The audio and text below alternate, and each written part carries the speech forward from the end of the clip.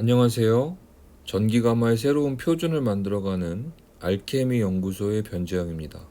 오늘은 전기가마 열선에 대한 얘기를 해보려고 합니다. 칸탈 열선이라고도 하죠.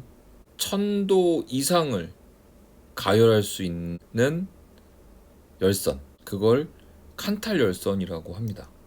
이 칸탈 열선이라는 건요, 처음에 저는 합금 이름인 줄 알았어요. 아무것도 모를 때는 아무것도 모를 때는 칸탈이라는 합금이 있구나 이렇게 생각을 했는데, 알고 보니 칸탈이라는 회사가 있었습니다.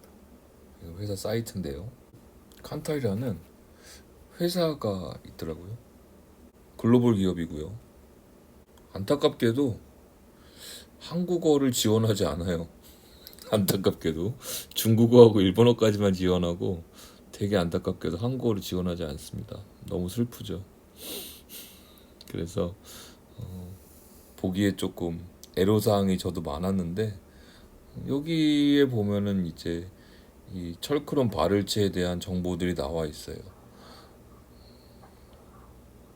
자, 근데 굳이 이런 게 없어도 인터넷 검색창에다가 구글이든 네이버든 상관없는데요, 칸탈 열선이라고 치면요, 생각보다 정보를 쉽게 얻을 수가 있어요. 판매 업체 정보도 쉽게 얻을 수가 있습니다.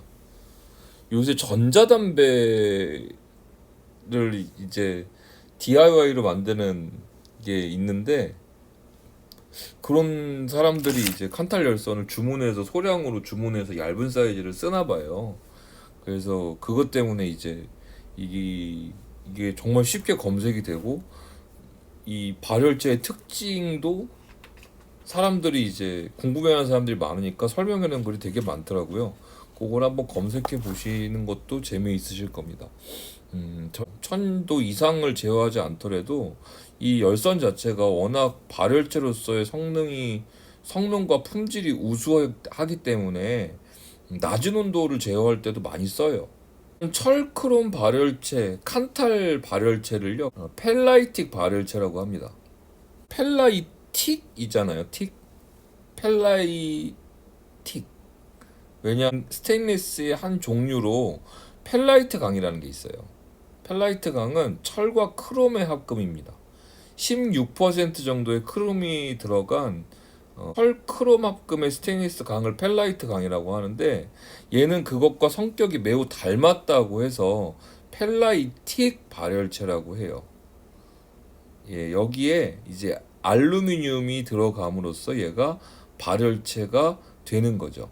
그래서 대부분의 철과 5.8%의 알루미늄, 그리고 20.5%에서 23.5%의 크롬이 합금으로 만들어진 것, 그것을 펠라이틱 발열체라고 합니다. 철크롬 발열체라고도 많이 해요. 펠라이틱 발열체는 다음과 같은 장점들이 있어요. 대기 중 사용 온도가 높다. 1000도 이상을 제어할 때는 대부분 펠라이틱 발열체를 사용합니다. 수명이 길다. 저희가 아는 펠라이틱 발열체는 이제 전기가마 열선밖에 없다 보니까 이 수명이 길다라는 거에 동의를 못 하시는 분들이 많이 있으실 거예요. 하지만 다른 여타 이제 발열체들에 비해서, 다른 재질의 발열체들에 비해서 수명이 길다라는 장점이 있고요. 생성되는 산화물, 여기서는 이제 Al2O3, 여기 알루미늄이 들어가 있죠. 알루미늄이 들어가 있어서 알루미늄이 산화돼서 산화 알루미늄을 생성합니다. 부산물로 산화 알루미늄을 생성하는데, 얘의 성질이 좋다. 성질이 좋은 건 뭐야 또? 생성되는 산화물이라는 게 이렇게 성질이 좋다는 게 무슨 말이야? 이럴 수 있는데, 생성되는 산화물이 고약한 경우가 있어요. 생성되는 산화물이 이제 고약한 경우가 있는데, 얘는 이제 생성되는 산화물이 이렇게 고약하지 않다라는 거죠. 생성되는 산화물이 절연체다 보니까 전기가마 히터에 사용하기에 굉장히 좋다라는 말입니다. 네 번째는 발열체의 밀도가 낮다. 야, 얘는 또 무슨 말이야? 발열체 밀도는 또 뭐야? 발열체 밀도가 또 뭐야? 이건 무슨 말이냐면요. 발열체 밀도가 낮으면 낮은 중량의 발열체를 가지고 더 넓은 면적을 가열할 수 있다라는 말이에요. 좀 쉽게 말하면 똑같은 무게 100g을 갖고서 더 많은 넓은 면적을 가열할 수 있다는 뜻입니다. 고유 저항이 크다. 이제 펠라이틱 발열체라는 거는 전기 저항을 이용한 발열체잖아요. 전기를 열로 바꿔주는 건데 고유 저항이 크기 때문에 발열체로서 이렇게 조건이 유리하다라는 거겠죠. 뭐 다른 발열체가 다 고유 저항이 크겠지만 얘가 유독 이런 장점이 있다고 하네요. 그 다음에 항복력이 크다. 항복원 응력입니다. 이거는 항복원 응력이라는 건 뭐냐면 탄성을 잘 잃어버리지 않는다. 금속을 가열하면 천천히 탄성을 잃어버려요. 그래서 스프링처럼 띠용 하는 성격이 없어진다는 거예요. 점차로 탄성을 잃어버리게 되는데 얘는 탄성을 잘 잃어버리지 않는다. 여러 번 가열해도 그 다음에 열풀림을 해서 연성을 만들어도 탄성을 잘 잃어버리지 않는다. 금속으로서의 성질을 잘 잃어버리지 않는다. 여러 번 가혹한 가열 환경을 지나서 변성이 돼도 금속으로서의 성질을 잘 잃어버리지 않는다 정도로 이해하시면 될 것 같아요. 황화물 부식에 대한 저항성이 좋다. 거기다가 얘네들이 가격이 상대적으로 굉장히 저렴한 편이에요. 뭐에 비해서 저렴하냐면요. 열 용융을 통해서 합성해야 되는 실리콘 카바이트 재질, SiC 재질이나 몰리브덴, 그 다음에 바나디움, 이거보다 더 하위에 있는 니켈 크롬 열선에 비해서도 철크롬 발열체가 저렴해요. 가격이 싸요, 많이. 열선 가격이 싸다 그러니까 잘 동의를 못 하시겠죠, 그죠? 그죠? 이렇게 생각하시면 됩니다. 톤으로 구매하시면 펠라이틱 발열체는 굉장히 싸요. 칸탈 열선을 톤으로. 근데 여기서 열선을 이 뚫뚫 말려있는 열선 다발 뭉치를요 톤으로 구입하셔가지고 그걸 내가 열선으로 이렇게 가공해가지고 사용하시는 분은 없잖아요, 그렇죠? 그러다 보니까 일단 소분을 해야 하고 소분하면 다 비싸지잖아요, 뭐든지. 그 다음에 가공을 해야겠죠. 네, 가공 공임이 들겠죠. 그다음에 여러 가지의 유통 단계를 거쳐서 유통 마진을 다 지불하고 저희가 최종적으로 구매를 하겠죠. 재료상이나 가마 회사를 거쳐서 마진에 마진을 붙여서 팔다 보면은 비싸지게 되는 거죠. 보다 비싸지는 않습니다. 펠라이틱 발열체가 장점이 정말 많아요. 한마디로 말하면은 가성비가 너무너무 좋다라는 겁니다. 가성비가 너무너무 좋아요. 특히 전기 가마 롤을 만들 때는 너무 좋습니다. 너무 좋아요. 온도 변화가 많고 유지나 이런 것들이 많은 데서는 너무너무 좋은 최고의 선택입니다. 비철금속 발열체인 몰리브덴 발열체하고 바나디움 발열체 같은 경우는 저는 처음에는요 얘네 비철금속이잖아요. 그래서 얘네는 부식이 안 되고 녹이 안 쓸겠구나 그런 또 순진한 생각을 했었는데요. 여기서 보면은 녹이라고 하는 거는 생성되는 산화물을 녹이라고 해요. 철의 산화물은 4가지가 있는데 그 중에서 이제 유명한 게 2개가 있죠. 빨간색으로 이제 가루가 막 풀풀 날리는 산화제 이철 Fe2O3가 있고요. 또 하나는 이제 코팅으로 쓰이는 무쇠 코팅할 때 쓰이는 검정철이 있어요. 걔는 Fe3O4 4산화 3철이라고 씁니다. 저는 그거 2개만 녹인 줄 알았거든요. 알루미늄 녹이 Al2O3 알루민하고 몰리브덴도 녹이 있는 거예요. 몰리브덴도 산화 몰리브덴, 산화 바나디움이 있다는 거는 걔네도 녹이 있다는 거죠. 그리고 가열이라는 거는요, 원래는 연료가 연소해서 열을 만들잖아요. 그리고 연소라는 반응 자체가 산화 반응이라고 말씀을 드렸어요. 연료가 산화될 때 빛과 열이 나는 거. 근데 전기가마 같은 경우는 전기를 열로 바로 바꿔서 열과 빛이 공급되는 거잖아요. 그런 경우는 그 가열되는 그 금속, 발열체에 있는 금속은 산화 반응을 피할 수가 없습니다. 산화 반응이 비금속 발열체든 비철금속 발열체든 철크롬 발열체든 산화 반응은 피할 수 없다는 거예요. 그렇기 때문에 철이 아니면 녹이 슬지 않을 거라는 것은 정말 저의 무지하고 순수한 착각이었고요. 가격은 뭐 어마무시하게 차이가 납니다. 어마무시하게 차이가 나고, 그다음에 이제 여러 가지 단점이 많아요. 철크롬 발열체가 제어할 수 없는 온도가 있잖아요. 1600도 지르코니아를 사용하는, 지르코늄을 이제 소결시키는 1600도의 온도를 제어할 때는 뭐 대안이 없죠. 철크롬을 못 쓰니까요. 그래서 몰리브덴이나 바나디움 발열체를 사용하는데요. 이게 급격한 온도 변화에서는 이제 철크롬 발열체, 펠라이틱 발열체보다 수명이 훨씬 짧아요. 그래서 몇십 배까지는 아니고 몇 배로 비싼 이제 몰리브덴 발열체를 사용해서 펠라이틱 발열체, 철크롬 발열체보다 수명이 짧을 수가 있다는 거죠. 우리가 아는 수명이, 정상적인 수명이 짧을 수가 있다는 겁니다.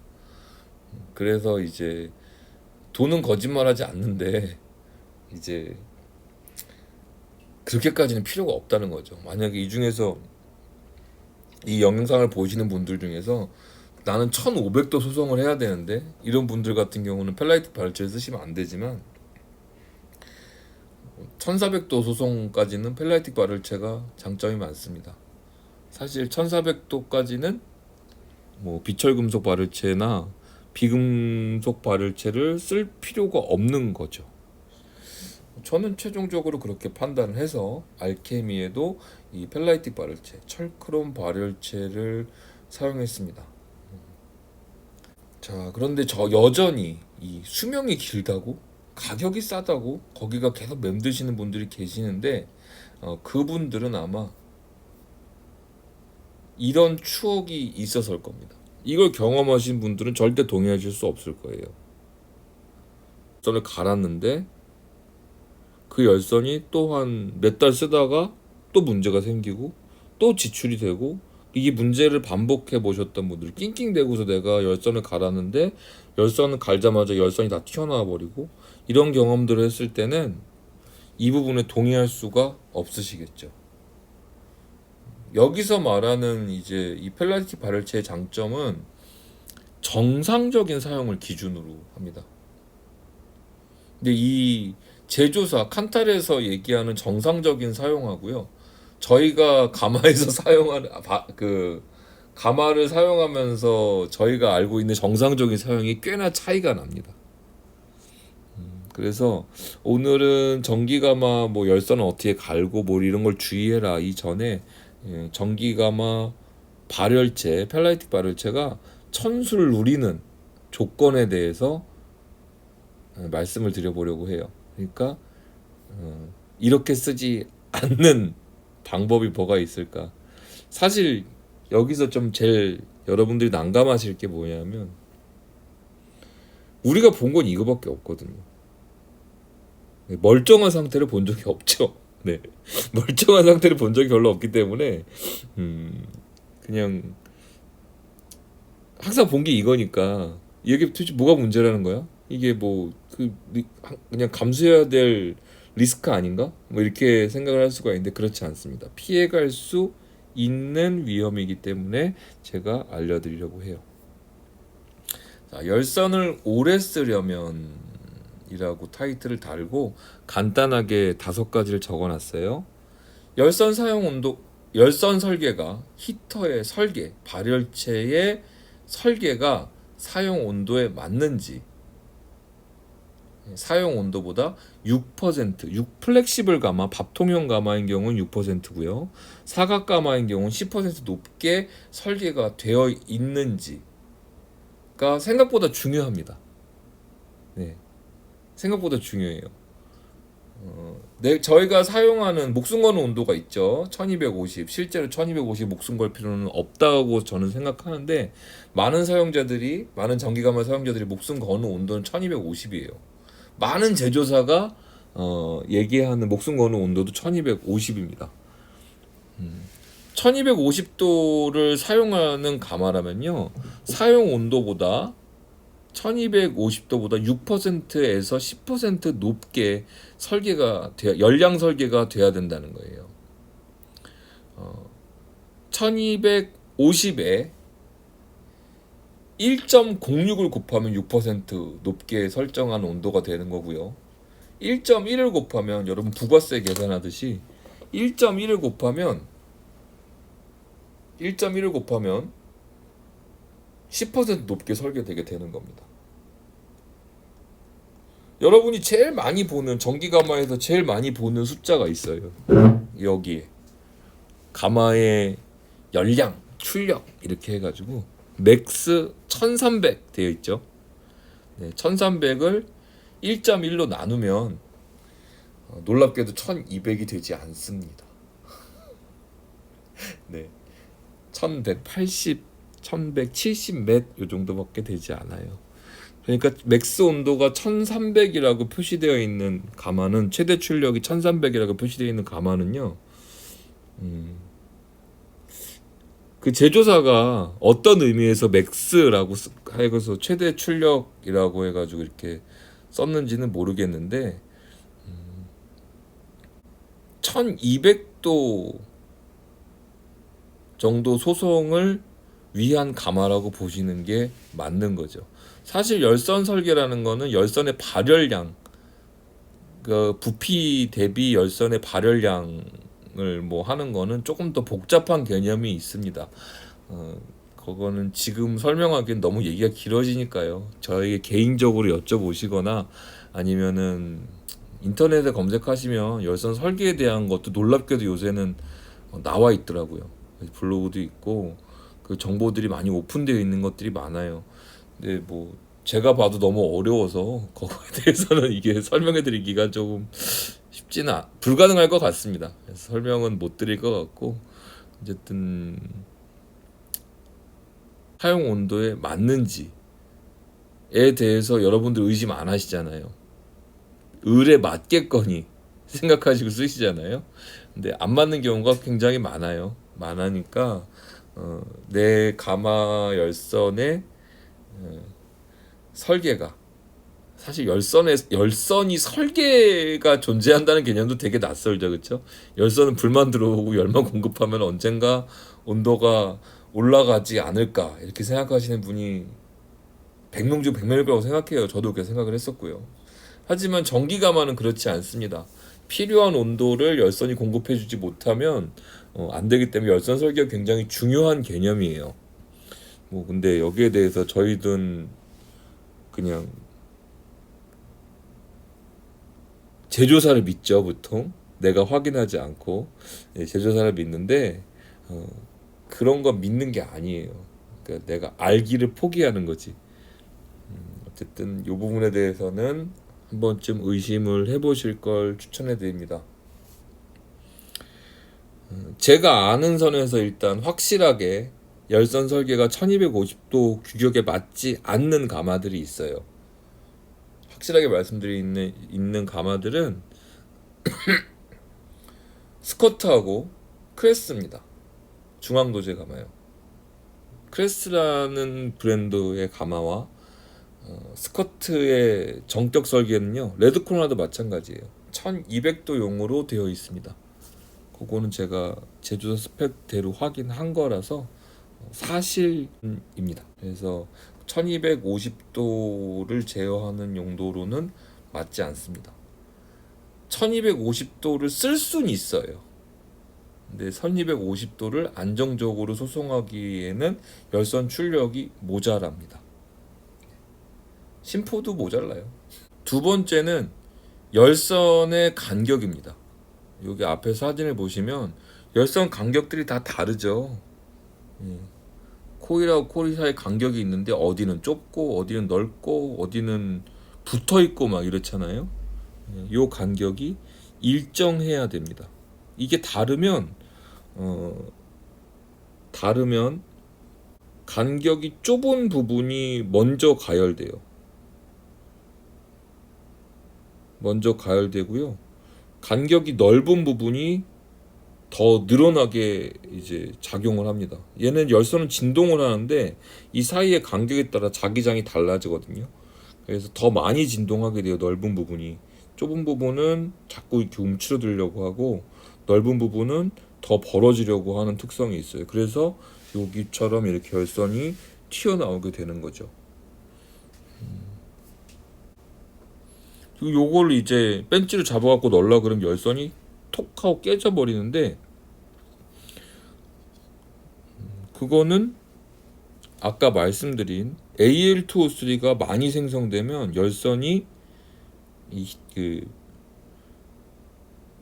탄성을 잃어버려요. 움직이지 못하는 재질로, 딱딱한 재질로 변하게 됩니다. 가열을 하셔가지고 빨갛게 달군 상태에서 살살 천천히 움직이셔야 되는데, 외부 부식이 심한 경우, Al2O3가 많이 이제 축적되어 있거나 쌓여 있는 경우는 그게 잘 안 돼요. 바깥에서부터 깨져버립니다. 마지막에 제가 언급을 해놨죠. 소성 후 열선 표면에 생성된 산화물 Al2O3는 반드시 제거한다. 이걸 제거하지 않은 상태로 다시 소성을 하면 어떻게 되냐면요, 이 조그만 Al2O3 가루가 1250도로 가열되는 거예요. 가열돼서 열선 표면에 들러붙습니다. 그러면서 보호 피막을 훼손시키고 바깥부터 열선이 부식되게 되는 원인 중에 하나가 되죠. 물론 가장 치명적인 원인은 탄화수소 화합물이 연소하면 생성되는 2차 수분이에요. 이걸 제거하지 않은 상태로 1200도에 도달하게 되면 굉장히 끔찍한 일이 벌어집니다. 수분이 있는 상태에서 1200도에 도달하게 되면 열선 외부 부식이 엄청나게 많이 진행돼요. 또 하나는 이제 환원 소송한다고 그러고 가스를 너무 많이 넣는 경우, 가스를 고압으로 넣는 경우도 열선이 금방 삭게 되겠죠. 세 번째 적어놓긴 했는데 어쩌다 보니까 마지막에 얘기하게 됐네요.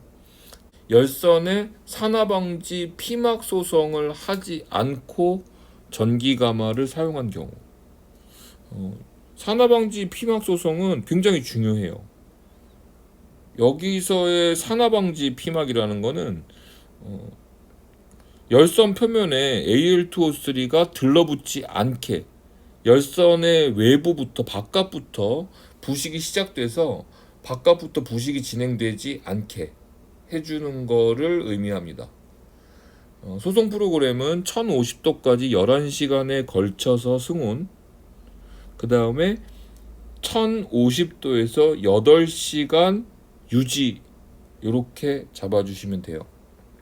이 프로그램을 최초 1회 열선을 교체하고 최초 1회를 떼주시면요, 열선이 열풀림을 하게 됩니다. 저희는 열처리라고 하면 더 단단하게 하는 열처리만 생각을 하는데요, 열풀림, 천천히 연성을 갖게 해주는, 부드럽게 금속을 풀어주는 그런 열처리의 프로그램이에요. 이렇게 하게 되면 열선은 저희가 전기가 들어갈 때마다 흔들리고 진동한다 그랬죠. 그때 이제 단단한 상태에 열풀림이 되지 않은 상태면은 훨씬 많이 움직입니다.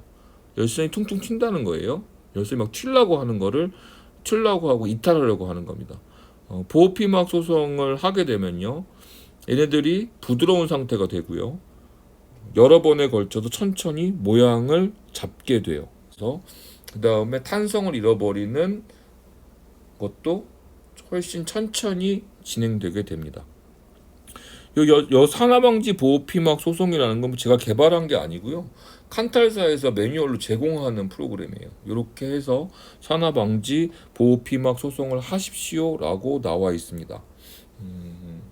뭐 가마 업체에서 안 가르쳐 준다고 뭐 투덜거리지 말고요. 원망하지 마시고 이제부터라도 여러분이 아셨으니까 그냥 열선 갈고 나면 이렇게 하신다고 생각하시고 하시면 돼요.